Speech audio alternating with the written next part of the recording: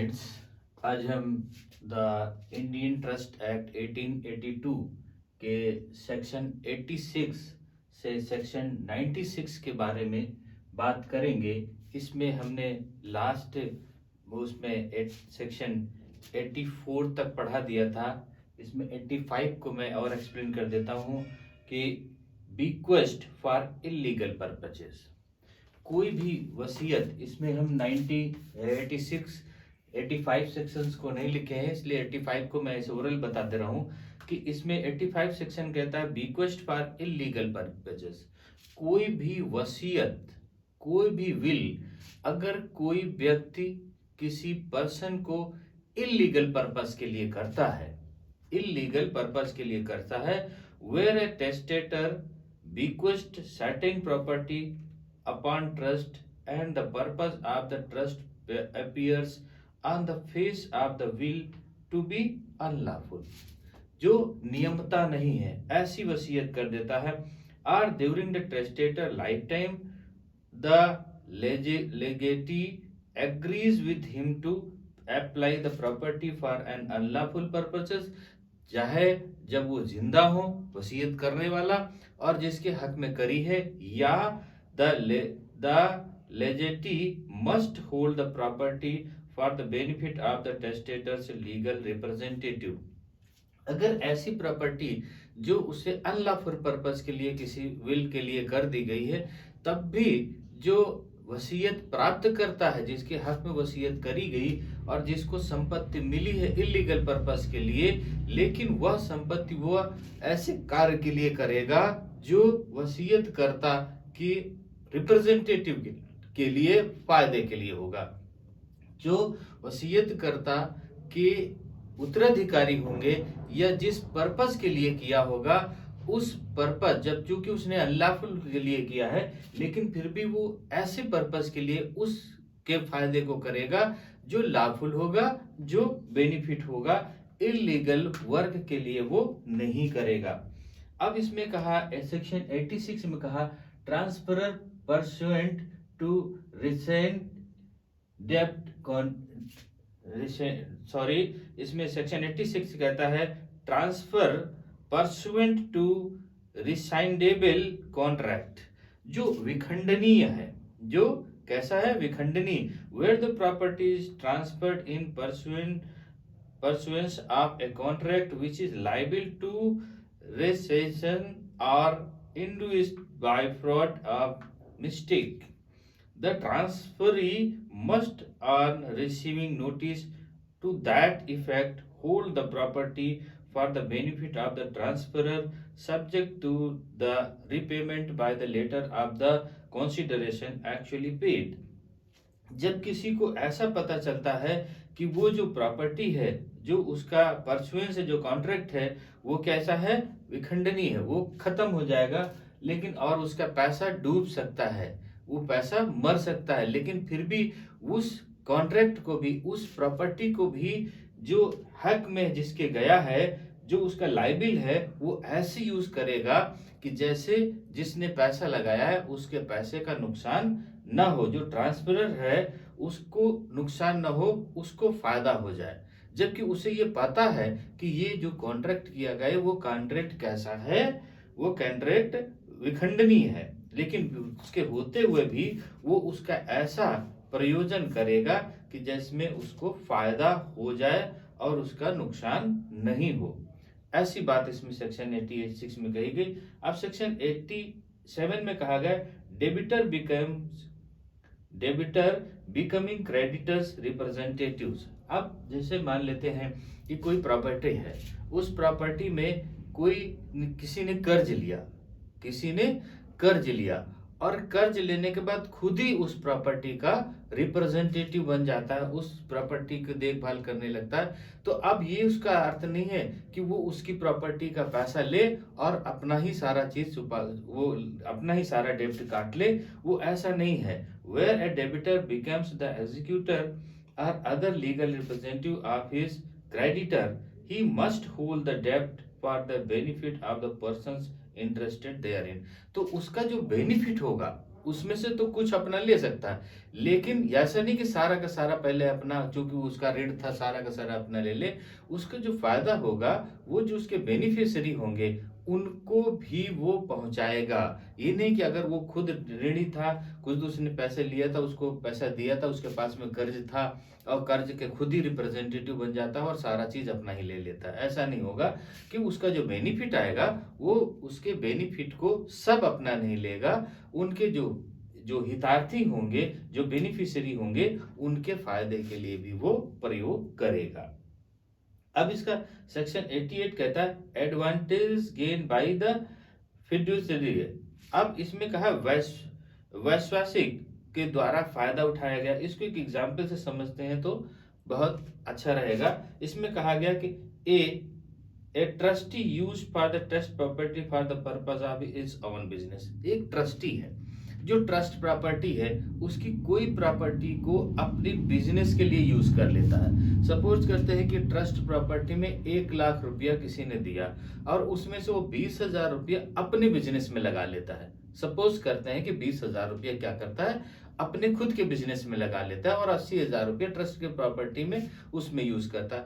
तो जो 20,000 रुपये अपने में लगाया उसका जो बेनिफिट होगा वो बेनिफिट कहाँ लगाएगा, ट्रस्ट में ही लगाएगा या बेनिफिशियरी के लिए ही वर्क करेगा, वो जो 20,000 से बेनिफिट हुआ। इन्होंने कहा कि on business a hold for the benefit of his beneficiaries the profit arising from such user. अगर उस तरीके के प्रयोग से अगर उसको बेनिफिट आ रहा तो वो बेनिफिट किसके लिए यूज करेगा, जो उस ट्रस्ट के बेनिफिशियरी होंगे उनके लिए ही प्रयोग करेगा। अगर उसने कोई ट्रस्ट प्रॉपर्टी से उस ट्रस्ट प्रॉपर्टी को अपने बिजनेस में लगा लिया है तो।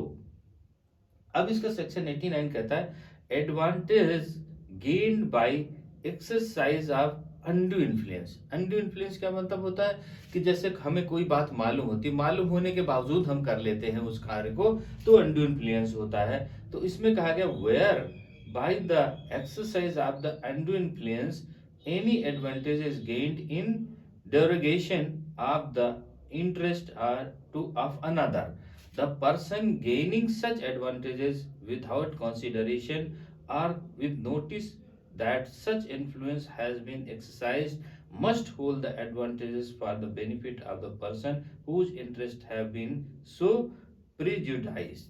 अब इसमें कहा गया कि अगर कोई व्यक्ति ऐसा है कि जो उसको पता है कि ये कार्य ये कॉन्ट्रैक्ट इसका है, लेकिन फिर भी उस कार्य में वो एंट्री कर जाता है, वो फिर भी उस कार्य में एंट्री कर जाता है और एंट्री करके क्या करता है, उससे फायदा ले लेता है, उससे फायदा ले लेता है, जबकि उसमें दूसरा व्यक्ति वर्क कर रहा था फिर भी ये एंट्री करके उससे फायदा ले लेता है। तो जो फायदा इसने लिया वो फायदा वो अब बेनिफिशियरी के लिए प्रयोग करेगा। इसमें कहा गया कि अगर कोई दो व्यक्ति ए और बी दो व्यक्ति है और दो व्यक्ति ने सपोज करें कि कॉन्ट्रैक्ट किया है और कॉन्ट्रैक्ट उसमें से बेनिफिशियरी के लिए था और एक सी थर्ड पर्सन उसमें जानता है कि इनका कॉन्ट्रैक्ट है, इस वर्क के लिए कर रहा है और इस ट्रस्ट के लिए वर्क कर रहा है, फिर भी सी उसमें से एंट्री कर जाता और एंट्री करके उससे बड़ा गेन करता है।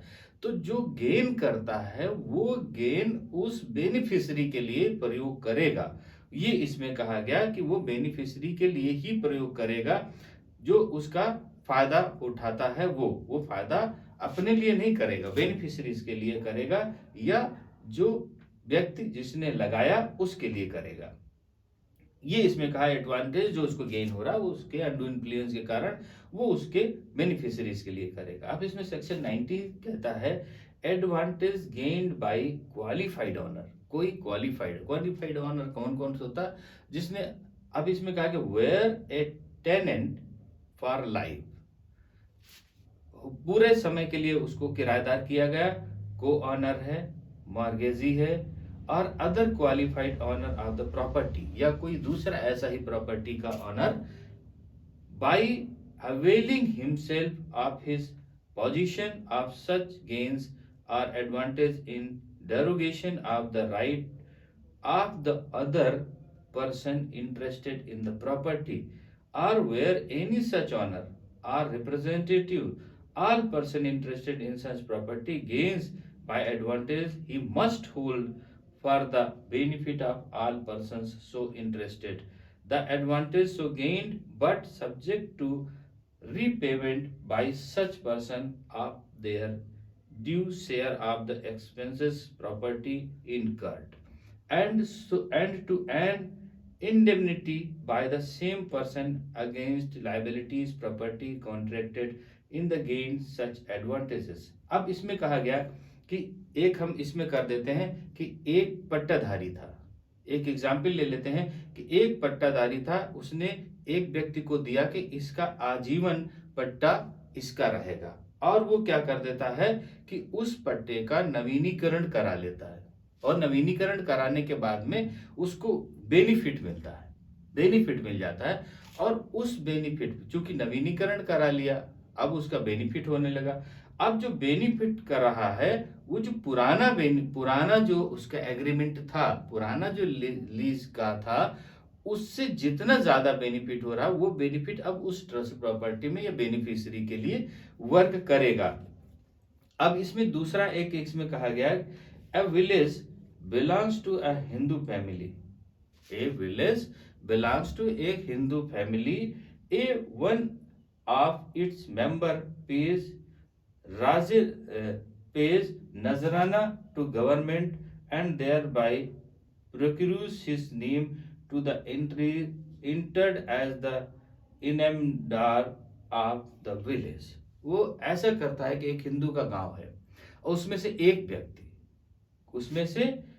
व्यक्ति जो क्वालिफाइड, मतलब एक व्यक्ति जो सज्जन पुरुष है, उसने क्या किया कि सरकार से उस गांव के कुछ फायदे के लिए अपना ले लिया। तो पर्सनली वो नहीं ले सकता, वो क्या कर सकता है कि वो जो फायदा लिया वो फायदा होल गांव के हित के लिए ही करेगा। मतलब कि कहने का मतलब कोई भी जो सज्जन पुरुष, कोई भी क्वालिफाइड जो व्यक्ति है, अगर किसी चीज में आ जाता है और उसमें 10 व्यक्ति हैं और एक व्यक्ति उसमें से फायदा उठाने लगता है, एक व्यक्ति उसमें फायदा उठा लेता है, तो वो व्यक्ति अपने लिए सिर्फ फायदा नहीं उठाएगा, वो व्यक्ति को जो फायदा मिलेगा वो फायदा उन सब के लिए होगा। एक एग्जाम्पल और हम ले लेते हैं कि मान लेते हैं कि एक ट्रस्ट की प्रॉपर्टी है, उसमें से 10 लोग वर्क करते हैं और एक व्यक्ति उसमें से बुद्धिमान है जो अपना वर्क अलग ढंग से करता है। तो अब अलग ढंग से करता है, 10 लोगों में से 9 लोगों को कम प्रॉफिट होता है और 10वें लोगों को ज्यादा प्रॉफिट हो जाता है, अलग ढंग से करता है। तो ये नहीं कि 9 लोगों का प्रॉफिट जितना हुआ 10वां उतना ही प्रॉफिट उस ट्रस्ट प्रॉपर्टी में लगाएगा और बाकी जो ज्यादा प्रॉफिट हुआ वो अपना गेन कर लेगा, ऐसा नहीं होगा। तो उन्होंने कहा कि अगर कोई उस ट्रस्ट में से बुद्धिमान व्यक्ति है और उसने अलग कार्य करके ज्यादा बेनिफिट ले लिया, तो वो बेनिफिट भी वो बेनिफिशियरी के लिए वर्क करेगा या उस ट्रस्ट के लिए करेगा, ये नहीं कि उसका सेल्फ का वो कर ले। इसमें ये बात कही गई, अपने पर्सनल के लिए वर्क नहीं कर रहे, अपने पर्सनल के लिए वो ज्यादा बेनिफिट ले लेगा। अब इसका सेक्शन 91 कहता है property acquired with notice of existing contract. इसमें हम पहले कहा जाए कि उसको पता है कि उसमें कॉन्ट्रैक्ट है। इसमें एक एग्जांपल हम पहले ही बताए, फिर एक एग्जांपल है where a person acquires property with notice and another person is entered into an existing contract affecting that property of such a specific performance could be incurred. The farmer must hold the property for the benefit of the latter to the extent necessary to give effect to the contract. इसमें हम बात करते हैं कि ए और B दो व्यक्ति है, ए और बी दो व्यक्ति। ए की प्रॉपर्टी उसके बच्चों, ए की जो प्रॉपर्टी है उससे जो गेन होता है वो उसके बेनिफिशियरी या उसके बच्चों के लिए होता है। लेकिन बाई चांस ए की डेथ हो जाती है, ए की डेथ और बी को पता है कि ए के बेनिफिशियरीज हैं, उनके प्रॉफिट के लिए उसका बिजनेस है। लेकिन जब ए की डेथ हो जाती है तो बी क्या कर देता है कि ए की प्रॉपर्टी को अपने में मिला करके और वर्क करने लगता और प्रॉफिट जो उसको मिलता है। अब यहां कहा गया कि वो जो प्रॉफिट बी को मिल रहा है, तो बी का राइट नहीं है कि ए की प्रॉपर्टी जो प्रॉफिट मिल रहा है वो खुद रख ले। वो क्या करेगा, जो ए की प्रॉपर्टी से प्रॉफिट मिल रहा है वो उसके बेनिफिशियरी को पहुंचाएगा, मतलब ए के बेनिफिशियरीज को पहुंचाएगा। ये इसमें कहा कि उसको पता है तब भी कि उसको ज्ञात है ये बात का, तो वो उसको करेगा। सेक्शन 92 कहता है purchase by person contracting to buy property to be held on trust. अब इसमें बहुत सिंपल सी बात एक करी गई कि where a person contracts to buy property to held on trust for certain beneficiaries and buy the property accordingly he must hold the property for their benefit to the extent necessary to give effect to the contract। इसमें कहा गया है कि कोई व्यक्ति है एक संपत्ति उसमें से खरीद लेता है, किसके लिए? ट्रस्ट के लिए। ट्रस्ट की संपत्ति खरीदता है। अब खरीदने की जो ट्रस्ट की प्रॉपर्टी का पैसा उसमें लगाया, सपोज करो कि ट्रस्ट का प्रॉपर्टी का 1,00,000 रुपया लगाता है और लगा करके ट्रस्ट की प्रॉपर्टी को परचेज कर लेता है। परचेज करने के बाद उसको सेल कर देता 5 लाख में। अब उसका ये हक, ये बात नहीं कि वो 5 लाख में से 1,00,000 ट्रस्ट में मिला दे और 4 लाख खुद रख ले, ऐसा नहीं। तो इसमें कहा गया कि जो बेनिफिट उसको मिलेगा वो हिताधिकारी या ट्रस्ट के लिए यूज करेगा। इसमें कहा गया कि अगर कोई संपत्ति खरीदता है और उसको फायदे के लिए उसका डेवलपमेंट करता है, विस्तार करता है, और उसका जो फायदा होता है वो फायदा क्या करेगा? उस बेनिफिशियरीज के लिए ही करेगा, अदर के लिए नहीं करेगा उसमें से। अब इसमें सेक्शन 93 के advantage secretly gained by one of several compounding creditors. अब इसमें से कहा गया कि बहुत सारे क्रेडिटर्स हैं और उनमें से एक बेनिफिट ले लेता है। Advantage secretly gained by one of several compounding creditors. कई लेनदार थे और कई लेनदार से एक व्यक्ति गुप्त फायदा उठा लेता है, सेक्रेट फायदा उठा लेता है। तो उसमें क्या करना चाहिए? एक अगर फायदा उठा लेता है तो उसमें से उस फायदे के लिए जो बाकी लोगों को नुकसान हो रहे हैं उन नुकसानों की पूर्ति को उसके फायदे में से किया जाएगा। ये इसमें कहा गया है वेयर क्रेडिटर्स कंपाउंडिंग द डेब्ट due to them and one of such creditors by a secret arrangement with the debtor gains and undue advantages over his co-creditors, he must hold for the benefit of such creditors and advantage so gained। अब इसमें से और छोटे से example के लिए समझ लेते और क्लियर हो जाएगा कि जैसे 10 लोग हैं, 10 लोग उसके क्रेडिटर्स हैं, रेडी हैं। अब 10 लोगों में से क्या कर देता है? एक व्यक्ति सेक्रेट फायदा उठा लेता है। तो उसका ये नहीं कि उसके फायदे से जो उसका बेनिफिट हो रहा है वो खुद लेगा, उस बेनिफिट से पहले जो बाकी 9 क्रेडिटर्स होंगे, जो शेष क्रेडिटर्स होंगे, उनका जो नुकसान हुआ होगा पहले उसकी भरपाई करेगा, उसके बाद उसका बेनिफिट होगा। अब इसके सेक्शन 94 रिपील्स कर दिया गया बेनामी ट्रांजैक्शन के सेक्शन 7 के द्वारा। अब इसमें सेक्शन 95 कहता है ऑब्लिगेटर्स ड्यूटीज लायबिलिटीज एंड डिसेबिलिटीज।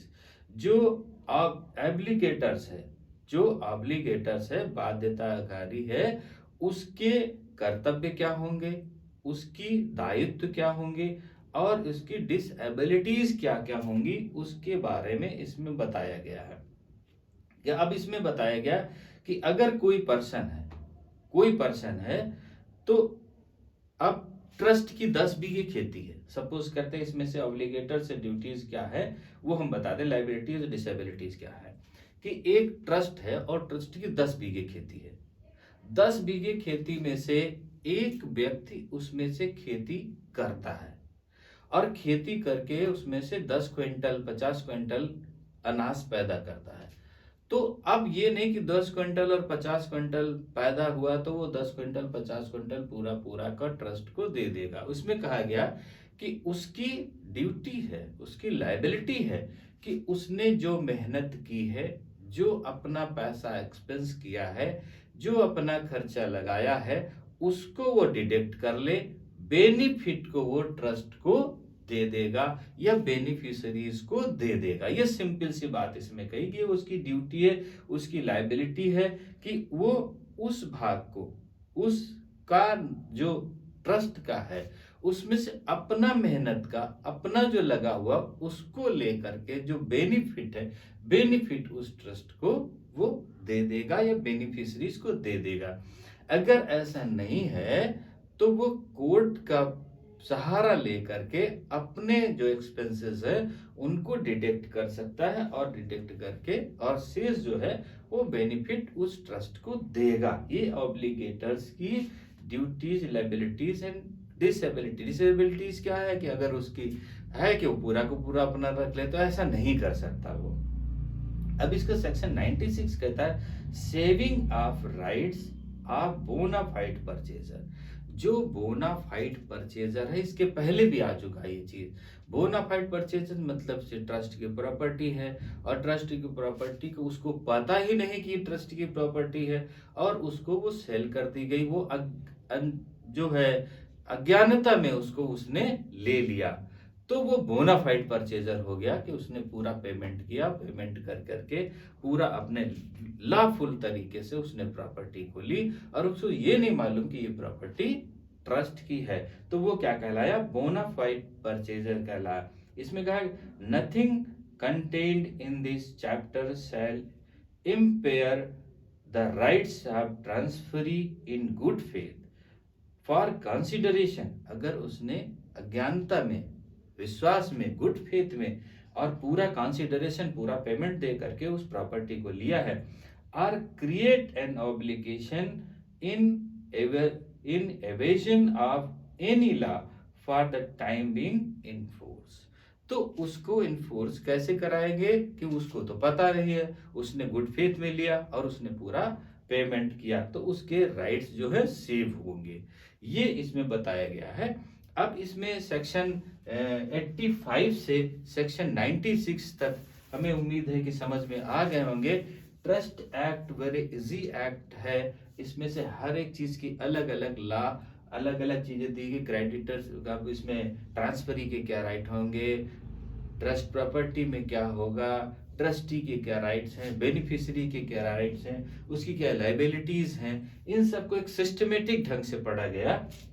अब इसमें इसकी जो जुडिशियल एग्जाम्स में क्वेश्चन आते हैं तो जो इसका इंडेक्स है, इंडेक्स से भी ज्यादातर क्वेश्चन इसमें पूछ लिए जाते हैं कि इसका इस सेक्शन का क्या कहता है, क्रेडिटर्स क्या राइट है और या ट्रस्टीज की क्या राइट्स हैं, उन्हीं में से आते हैं। अभी इसमें से पूरा क्लियर हो गया होगा। तो अब ये trust act, the Indian trust act 1882 ये कंप्लीट हो गया। इसके बाद नेक्स्ट एक्ट में हम नेक्स्ट पार्ट में मिलते हैं। ओके, थैंक यू, जय हिंद।